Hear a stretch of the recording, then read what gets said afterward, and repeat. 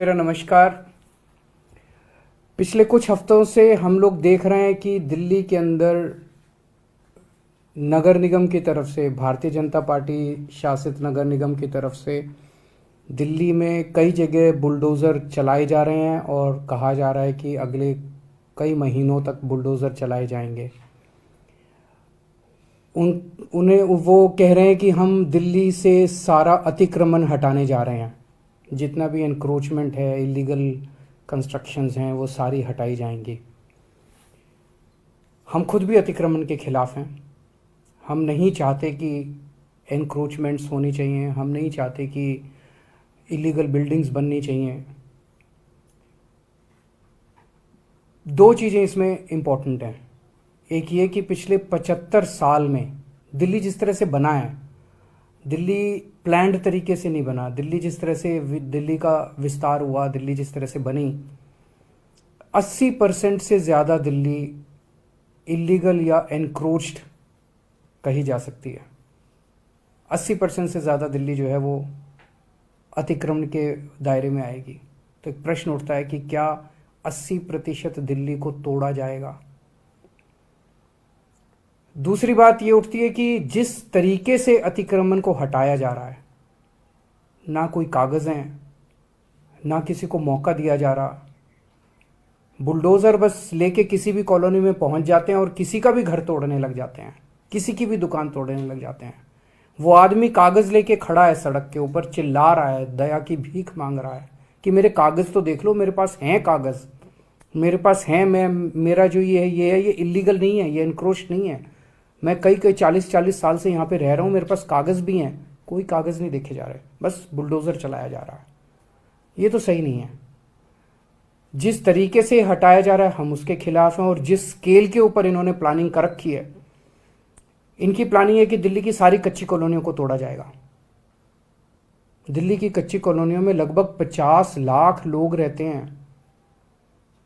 इनकी प्लानिंग है कि दिल्ली की सारी झुग्गियों को तोड़ा जाएगा। दिल्ली की झुग्गियों में लगभग 10 लाख लोग रहते हैं।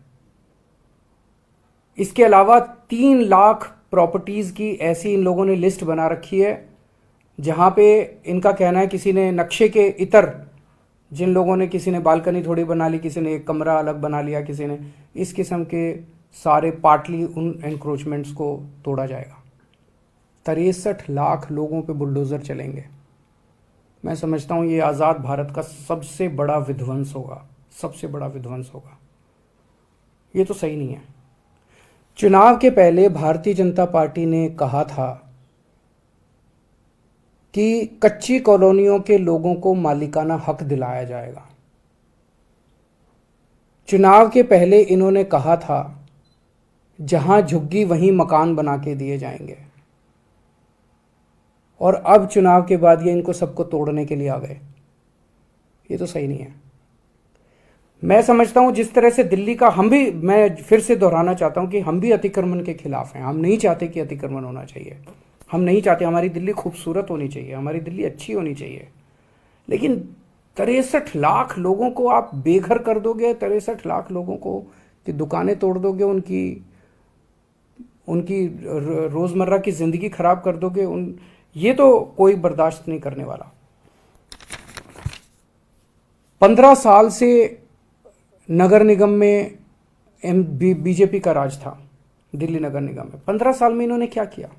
15 साल में इन्होंने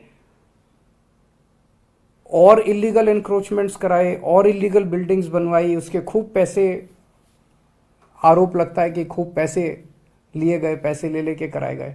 अब जब इनका कार्यकाल पूरा हो गया, 18 तारीख को इनका कार्यकाल पूरा होने जा रहा है, आज 16 तारीख हो गई है, 2 दिन बचे हैं।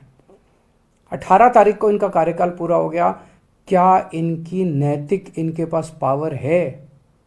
आपने कानून पास करके अब एक ऑफिसर लगा देंगे और वो, लेकिन आपकी क्या नैतिक, कॉन्स्टिट्यूशनल, लीगल पावर है कि आप इतना बड़ा निर्णय ले सकें?